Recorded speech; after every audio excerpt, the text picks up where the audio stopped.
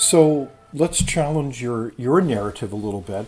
I recall a number of years ago when your president, U.S. President, I believe Barack Obama, asserted uh, consistently that there was a consensus among scientists that, in fact, human created carbon dioxide was the source of global warming and that it was an existential threat. So, are you against the consensus of scientists?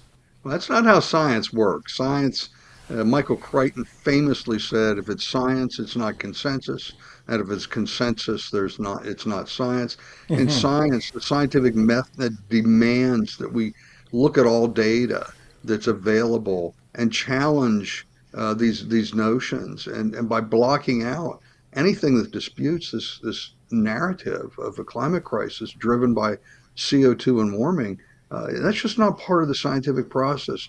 Dr. Richard Feynman famously said, I'd rather have questions that can't be answered than answers that can't be questioned. And that's what we have here. They came to this conclusion, and you dare not challenge it. Yeah. For example, I was just booted off LinkedIn again this weekend permanently. I was booted off 4 years ago for spreading the climate truth. They called it false and misleading. And this is how they do it. My very last post on LinkedIn, I said, I think I'm going to be banned and deplatformed on LinkedIn. They removed that post, called it false and misleading, and then they banned and deplatformed me. It's kind of funny, but what are you going to do? But that's how they need to silence anything that's in opposition to this climate crisis narrative. Wow.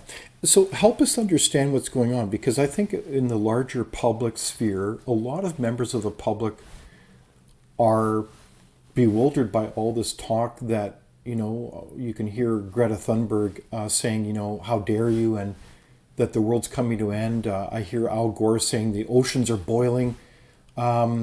Is it, it's kind of confusing because we think that with all those dramatics, the world is at an existential point when it comes to climate, and that people like you, Greg, just don't get it. And we're going to shut you down because, heaven forbid, if you spoke up and people agreed with you, then the world would come to an end. So they really believe the ends justify the means. Or why is this happening in your perspective, Greg, as to why you would be, for example, canceled off of LinkedIn? Well, again, there's a very good reason to cancel me and to silence my colleagues at the CO2 Coalition because we make a lot of sense. We provide science and data that says no, no, no, it's not. This crisis is not occurring. Life's getting better. Ecosystems are thriving. They need to silence us. As for their motives, I can't look inside men's and women's souls and their hearts to see what motivates them. Everyone watching this today is just as qualified as I am to tell you why they're doing it. I can't do that, but as a scientist, what I can do is say, okay, this is what they're telling you, and here are the science and the facts that dispute that, and just look at that. And I believe that the information that we provide provides a really compelling case that backs up our notion of a thriving and improving Earth. Okay, so we certainly need a variety of voices and open public discussion. And what I marvel at is the consistent repeat that almost any event that happens that is negative, like a flooding event, a hurricane, all kinds of events are immediately blamed on, quote, the climate crisis of human made use of fossil fuels. So that is clearly, you wouldn't agree with that. Is that correct? Oh, not at all. No, no, we see just the opposite. Again, it's we like more CO2. We promote the many benefits. In fact, I'll be traveling to the Netherlands, flying to Amsterdam in 2 weeks, where I'll be doing a week-long tour of the Netherlands. They're publishing my new book in Dutch, and so we're doing a book promotion tour of that. But the Netherlands just last week, the Netherlands before last week were one of the most horrifically bad countries on earth promoting uh, this climate net zero. They were going to say they were going to put 50% of the Dutch farmers. We're going to have to kill half of the livestock. They were going to put farmers out of business, forcibly buy up their farms. And they said no. They had tractor protests all over the Netherlands. The people themselves rose up and said no. And they'll be thrown out on their ear pretty shortly, and I'll be there to celebrate it. So, to be clear, in the Netherlands, and we've certainly seen this in other nations as well, there was a policy set in motion called the so called net zero policies. And I think Canada is very much on that track as well as the United States. And you're saying in the Netherlands, they had to, in their fervent attempt to achieve those goals, they were positioning to kill half their livestock. Is 50% that of the correct, Greg? livestock, cattle. Not if you conclude, it's cattle that they were saying needed to be taken because they belch, they release methane, which they call is it a greenhouse gas? Yes. But we've done papers here at the CO2 Coalition about methane. And in fact, a lot of this information is available at our website, which is co2coalition.org. You can go there, search for methane. You can see the paper that was done by Dr. Richard Lindzen, Methane and Climate, to find that the warming potential of methane is tremendously small. It's smaller than we can even measure. CO2 is just slightly more than that with warming potential. These other greenhouse gases are overwhelmed by other natural forces that tend to either warm or cool the planet.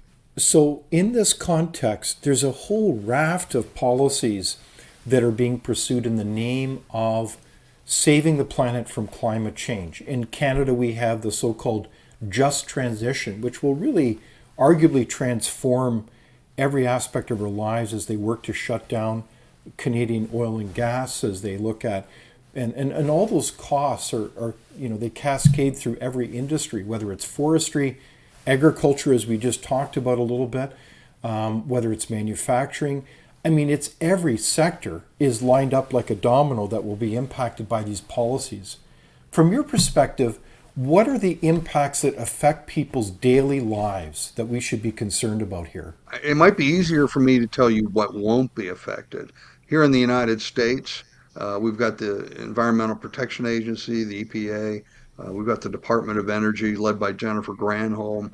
And these people, what they're looking to do is to control every aspect of your life. They want to take away your freedoms, freedom to choose what kind of car to drive, how to heat your home, how much water comes out of your shower, how much water can be used in your dishwasher. 3 weeks ago, they talked about ceiling fans, that they weren't energy efficient enough. It's all for your own good.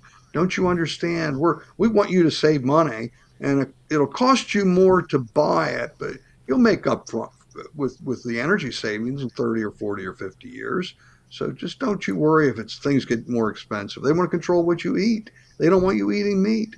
Uh, they want to try and control in the EU how many flights you can take every year. No, thank you. But in this context, Greg, let's be clear, like the onslaught of legislation that I think you're right will transform every aspect of our lives is really hard to wrap our heads around. So, do you think most Americans, in your case, are aware of the impacts that are being waged on their life? Well, I think they're becoming more aware. When you're telling people you're not going to be able to buy an internal combustion car, you have to buy an EV, an electric vehicle, by a certain date, which is what they're trying to do. They're being told, people are understanding too that their electricity rates are going to skyrocket. Um, all of this, we're talking about increasing electricity usage. At the same time, we're taking away the electricity manufacturing, the coal-fired plants, natural gas-fired plants, that provide reliable, abundant, affordable energy. And that's how we should look at electricity, with those three words: reliable, abundant, and affordable. Wind and solar are not any of those. And in fact, if you look at what they're trying to do again is, it's a loss of our freedoms, a loss of our ability to choose. And we're not going to put up with it in the United States. I'm very, very optimistic, though. Almost everybody I talk to, just random people, are thirsty for this information that we provide because they've never heard it. My wife and I went just no matter where we go, I strike up a conversation and people go, their eyes get wide. What you're saying, and I can pull out my uh, I've got a smartphone app that I had for my first book. If you just search for at the App Store, Google Play, inconvenient facts, and I find people are just thirsty for this information. Isn't that Almost fascinating? everybody's open to it, and you can. It's good to Hmm. educate yourself, but it's also nice to have that inconvenient facts Hmm. smartphone. It's free. I'm not making any money out of it. I just want to Yeah. inform people. Well, that's great. And speaking of the truth and action, you at the CO2 Coalition, you've got an incredible leading group of scientists talking about red blue exercises, where you basically set up and facilitate conscious debates among scientists about the real issues of climate change.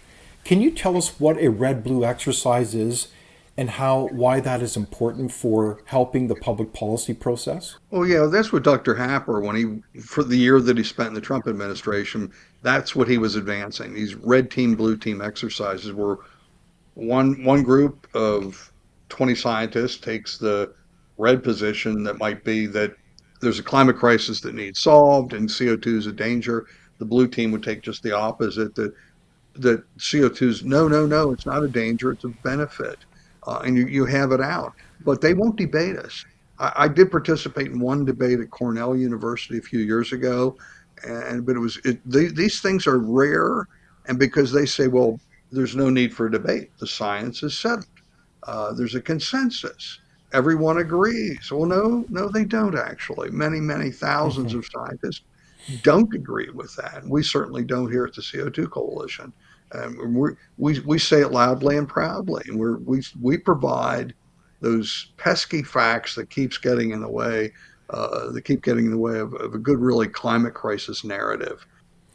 So that is actually a very humbling kind of discussion, Greg, because I think what you're doing with your team of leaders, and certainly at Frontier, we try to enable this as well, is to be able to get at the real principles of science and serving Canadians, citizens, with the interests of what is the best public policy that serves them, and not some type of industry or subsidy game or special interests.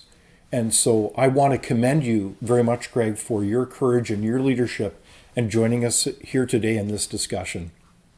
And thank you for giving us a platform. And you are completely unafraid, and I admire you for that. So thank you. We need to get this information out there. Thank you, Greg.